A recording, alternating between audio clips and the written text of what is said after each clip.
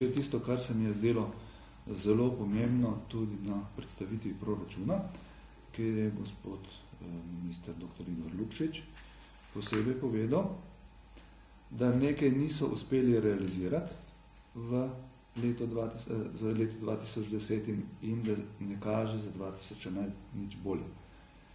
To bom kar povedal. To je namreč tisto,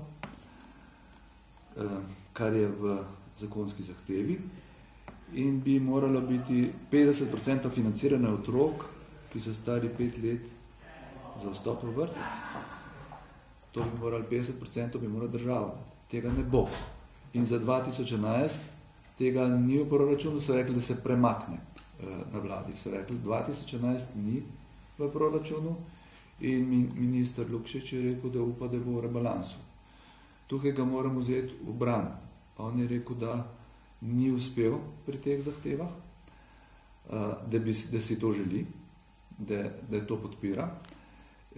In, kakor sem razumel, nima podpore pri ministru za finance in verjetno pri ministru za razvoj, se pravi pri gospodu Gasparju in ministru za finance gospodu Križaniču, če sem lahko tako neposredno.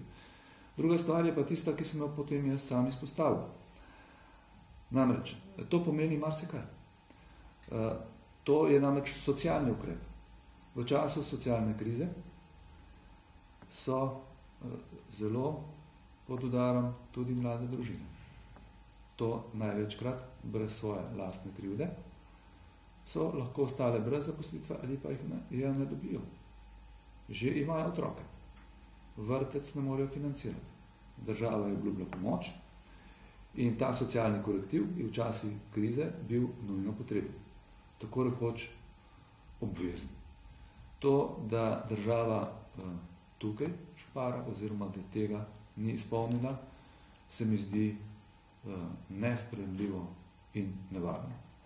Hkrati moram reči, da če tudi za leto 2011 tega ne bo, da je ogroženo še marsikaj, ne samo to, da pač marsikateri otrok ne bo zagledal vrtca ali pa bo prišla kakšna drugačna socialna stiska, to bo vplivalo tudi na nataliteto otrok. Če mlade družine vedo, da si vrtca enostavno ne bodo mogli privoščiti, otroka tudi ne bodo hotele še nekaj časa.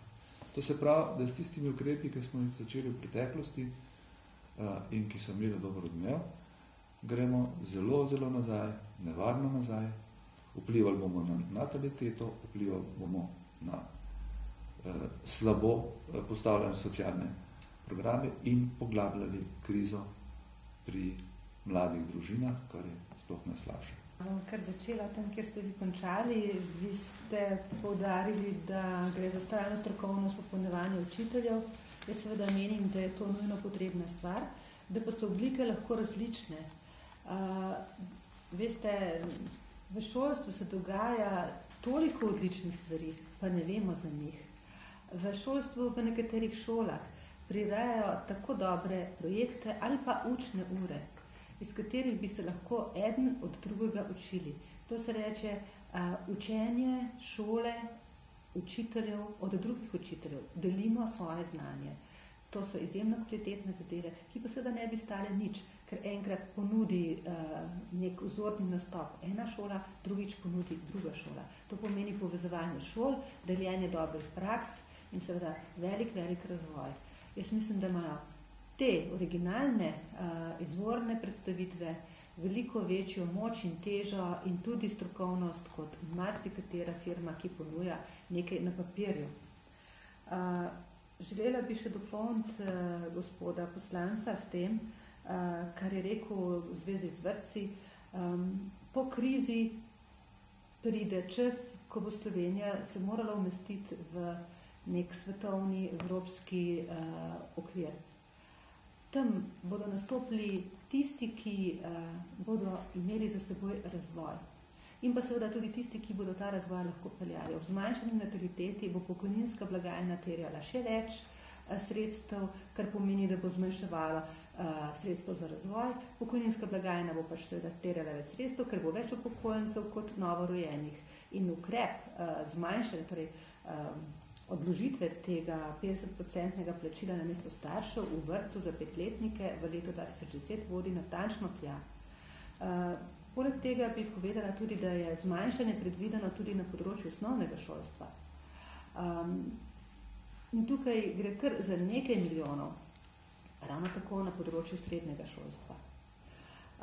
Gre pravzaprav za to, da ali bo manj delovnih mest, glede na obljube, ki smo jih pa lahko slišali, pa to naj ne bi bilo. Torej, kje se bo to poznalo? Poznalo se bo pri razvoju, poznalo se bo pri materialnih sredstvih, ki jih država namenja šolam za izpeljavo pouka. To so sredstva za nakup strokovne literature, za nakup didaktičnih pripomočkov. Učitelj brez didaktičnih pripomočkov nekaj sicer lahko izdela sam, pa vendar pri današnji tehniki in pri današnji informacijski družbi tudi učenci in dijaki pričakujejo sodobne didaktične pripomočke. Tega torej ni, to pomeni, da bo razvoja manj.